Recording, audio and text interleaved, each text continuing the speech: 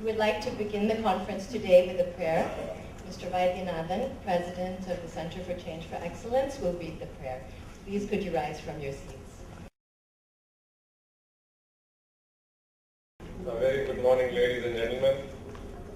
It is indeed our honor to welcome you this morning, and it is indeed our pleasure to recognize that there is nearly 6,000 years worth of experience sitting in this room today.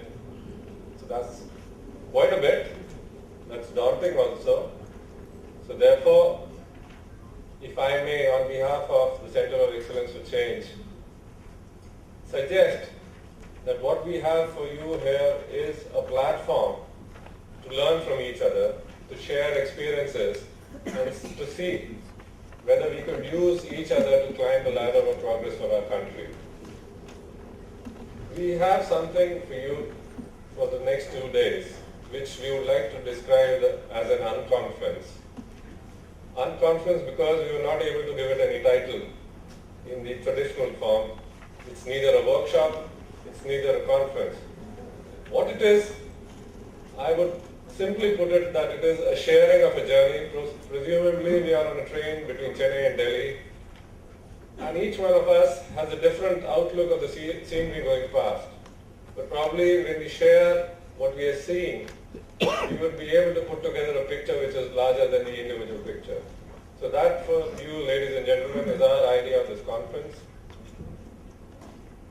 We are focusing on 3 important things, as the title would suggest: leading, transformation, and service delivery. So if service delivery is our new theme, starting this conference, then how do we relook at our roles? How do we relook at our relationships within the organizations and outside the organization? And how would we redefine the perspectives necessary to ensure that we are focused towards service towards the unreached people? So that is the question we have in our minds, and that is the question we would lay before this august audience. That we explore this question over the next 2 days, and I'm very sure with such high experience and intellect available in this room, we will be able to come up with substantial answers, if not in complete measure, to what could be our course in the next few years in terms of improving the way we serve our citizens in the context of water, but only contextually, irrespective of the sector we are talking about, may it be rural development, livelihoods, water resources or drinking water. The common thread for all of us is finally we are there to serve the citizens of this country. So with these thoughts, I once again welcome you to this conference or unconference, and hope that we will have the pleasure of your ideas, your intellect, your experience. And I would like to suggest that the more we share, the more we will be able to learn from each other. So with this hope, I welcome you once again and hope you have a nice day in Chennai. At your service, the Center of Excellence for Change. Thank you.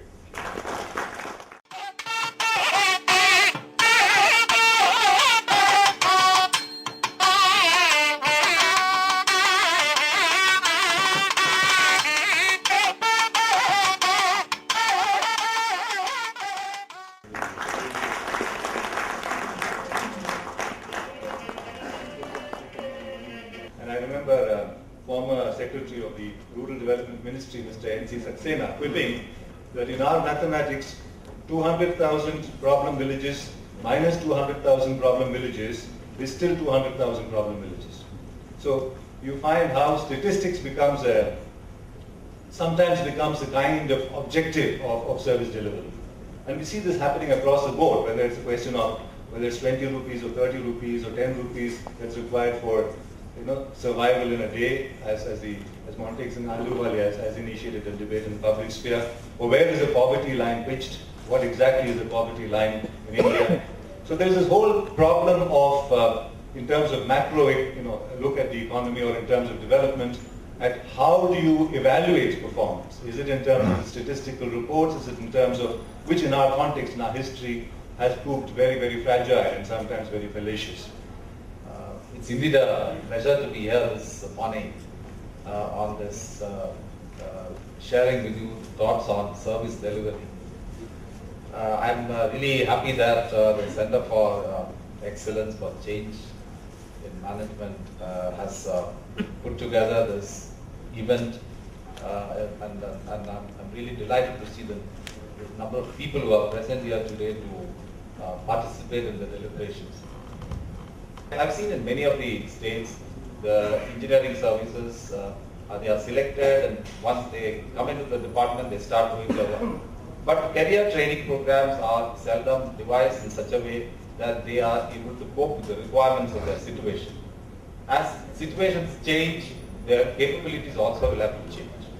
Now, the biggest problem in our municipality, we always feel that we have predominantly engineering orientation, but the socio-political and economic and other orientations that are required is sadly lacking.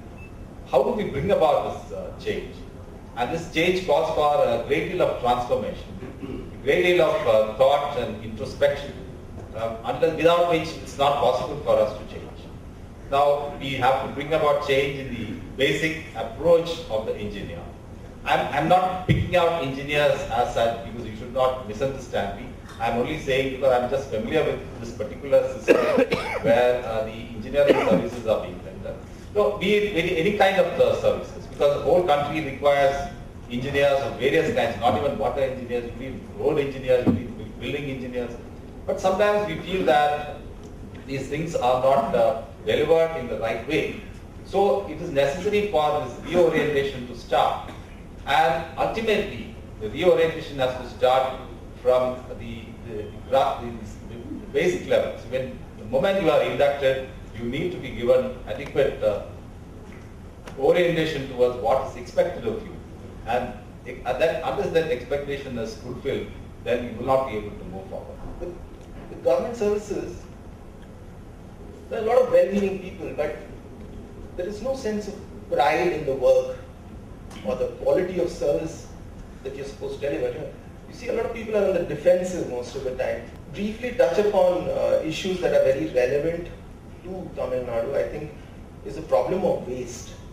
You see that this is a state that's rapidly industrializing, and you see that consumption is increasing.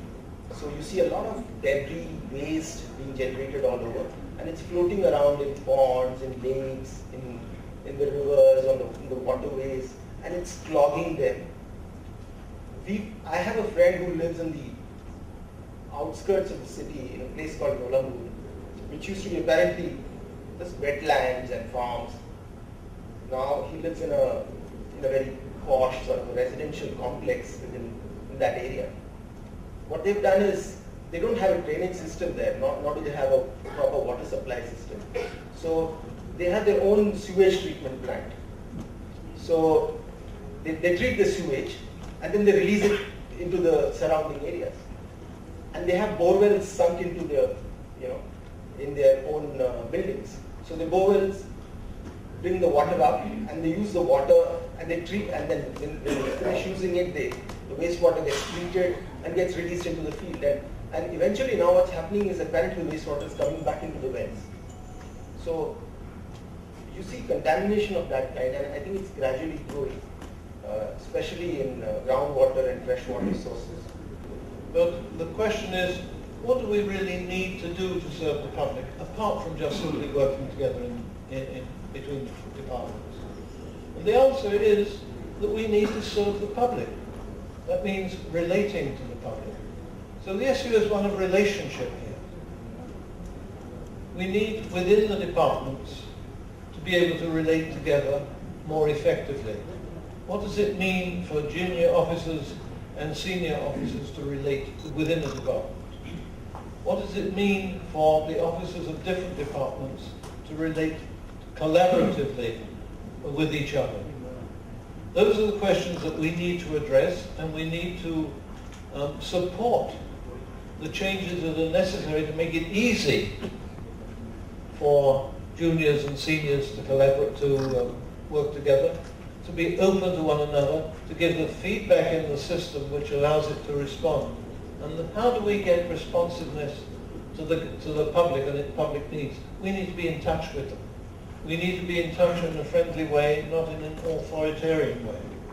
I believe that this is entirely possible.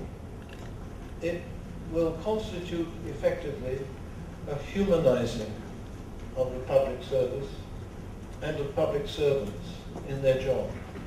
It will have public servants living in their work in the way they would wish to live in their private lives. And I believe that is entirely possible. It needs to be supported, it needs to be modeled, it needs to be nurtured, and it needs to be rewarded. I think if we can do those things, to model, to nurture, to reward, then I think this change will happen, and I think it is happening. I think that what is happening here, from what I have seen, is really significant, not just here in Tamil Nadu, not just in India at large, but much more widely around the world. That type of humanism in the way we work, the way we serve, who we serve, and how we serve, that is fundamental to the transformation that is needed globally. ஜனங்களுக்கு இவர் வந்தது பிறகு இவ்வளவு பட்டங்கள் நம் கிராமத்தில் இருக்கிறோம். ஆறு ஒட்டி எங்கள் கிராமம் அமைந்திருக்கிறது. ஆற்று படுகை, அதாவது தண்ணீர் வந்து நம்மளுக்கு நிறைய இருக்குது, தண்ணீர் நம்ம ஆழ்வழி போல தண்ணி நிறைய இருக்குது சொல்லிட்டு ஒரு விழிப்புணர்வு இல்லாமல் இருந்தார்கள். நம்மளுக்கு வந்து தண்ணி பற்றி பற்றாக்குறை இல்லை என்று நினைத்திருந்தார்கள். ஆனால் அந்த இந்த பட்ஜெட் போட்ட பிறகு இன்னும் வரும் காலங்களிலே நம்மளுக்கு இவ்வளவு பற்றாக்குறை ஏற்படுகிறது எங்களுடைய அந்த சிஎஸ்பி அதிகாரிகள் வந்த பிறகு இப்போதுதான் எங்களுக்கும் எனக்கு கூட இந்த அளவுக்கு வந்து பற்றாக்குறை ஏற்படும் என்ற ஒரு தண்ணீர் சிக்கனமாக இப்போ வந்து கிராம மக்கள் பயன்படுத்துகிறார்கள். இப்போது குடிநீர் கட்டணம் செலுத்த வேண்டும், வீட்டு வரி செலுத்த வேண்டும் என்ற ஒரு உணர்வு ஏற்பட்டு இவர் வந்த பிறகு இப்பொழுது நல்ல முறையிலே வந்து கடந்த மாதத்தில் ஜனவரி மாதத்தில் வந்து நல்ல முறையிலே குடிநீர் டெபாசிட்லாம் செலுத்தியிருக்கிறார்கள்.